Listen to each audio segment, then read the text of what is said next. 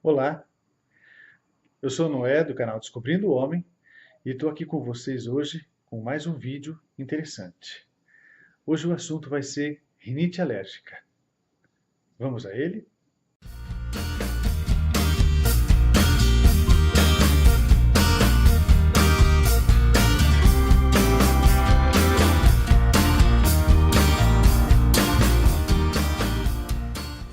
Se tem um assunto que interessa a nossa população atual, é o assunto a respeito da rinite alérgica.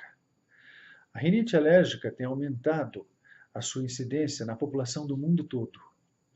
E é um agravo que causa dificuldade na vida das pessoas, inclusive de âmbito profissional, nas suas relações pessoais e às vezes até para atividades simples. E eu acho interessante que as pessoas tenham conhecimento a respeito das causas da rinite e das possibilidades de tratamento. Muitas pessoas sofrem de rinite em graus variados. Vamos então agora dar a definição da rinite alérgica e depois a gente fala sobre a possibilidade de tratamento. A rinite alérgica, como o próprio nome diz, é um quadro alérgico, é uma alergia, uma reação exacerbada do nosso corpo contra algum agente externo que provoca essa agressão ou essa reação. O nosso nariz internamente apresenta um revestimento. Esse revestimento se chama mucosa e ela tem uma série de funções. Ela produz mucos e secreções que têm alguns anticorpos e alguns inativadores. Eles inativam muitas das infecções respiratórias que entrariam no nosso corpo através da respiração se não passassem por essa barreira.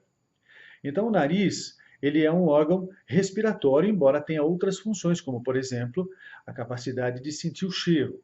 Vem da função nasal. Ele está localizado, então, o sistema nervoso responsável pela capacidade de reconhecer o cheiro está localizado no interior do nosso nariz.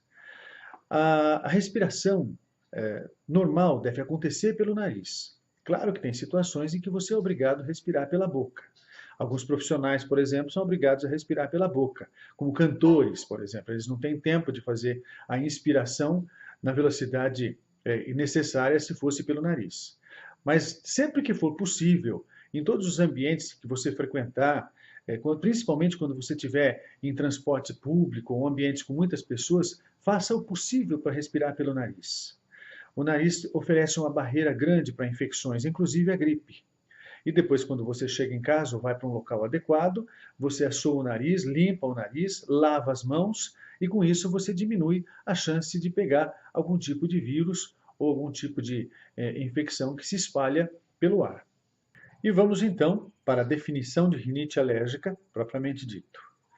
A rinite alérgica é o acometimento não infeccioso mais comum da mucosa nasal.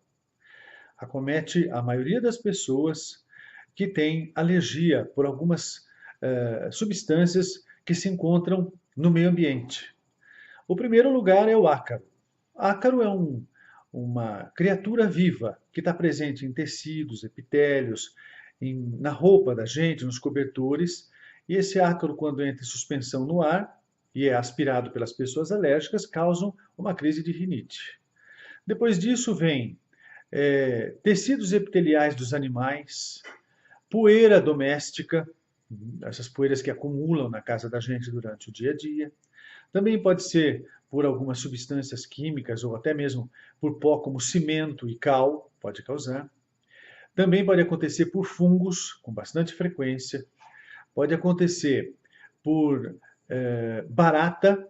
A barata também deixa os seus dejetos, que causa bastante quadro alérgico.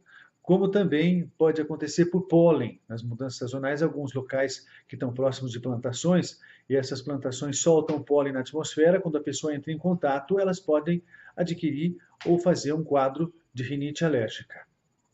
Com isso, se desenvolve então a obstrução nasal e toda a clínica que pode acontecer no processo alérgico agudo que se inicia. Então, qual é a classificação do grau de infecção da rinite alérgica? Ela é classificada de duas maneiras: rinite alérgica leve e rinite alérgica moderada grave. A rinite alérgica leve é aquela que dura menos de 4 dias por semana. ou aparece menos de 4 vezes por semana.